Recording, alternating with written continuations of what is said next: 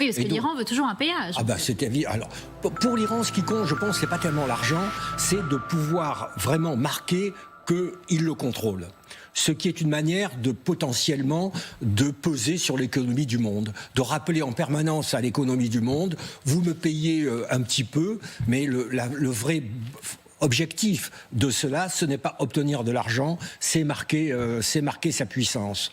Et donc, les Iraniens ne vont pas céder. De toute façon, cet accord va être tumultueux, il va y avoir des chaos chaotiques, parce que vous avez d'un côté des Iraniens enhardis, assurés d'eux-mêmes.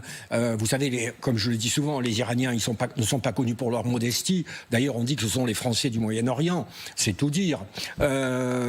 Et en face, vous avez une équipe qui est, il faut bien dire, une équipe un peu de pieds nickelés, hein, les Américains. Je ne sais pas si vous avez vu cette photo. Pas d'équipe technique, en tous les cas. D'un point de vue technique. L'autre jour, on a vu en photo le vice-président des États-Unis, J.D. Vance, avec un ordinateur, tapant lui-même sur un ordinateur, sous l'œil et le conseil d'un Qatarien, le vice-président des États-Unis. Donc on voit que c'est quand même des amateurs, avec un patron qui, de son côté, est totalement incohérent. D'une certaine manière, ça sert les intérêts, évidemment, ça sert les intérêts des Iraniens, qui ne leur feront aucun cadeau. Est-ce qu'il y a des divisions sur cet accord du point de vue américain, mais également du point de vue iranien? Est-ce qu'il y a des dissensions assez réelles?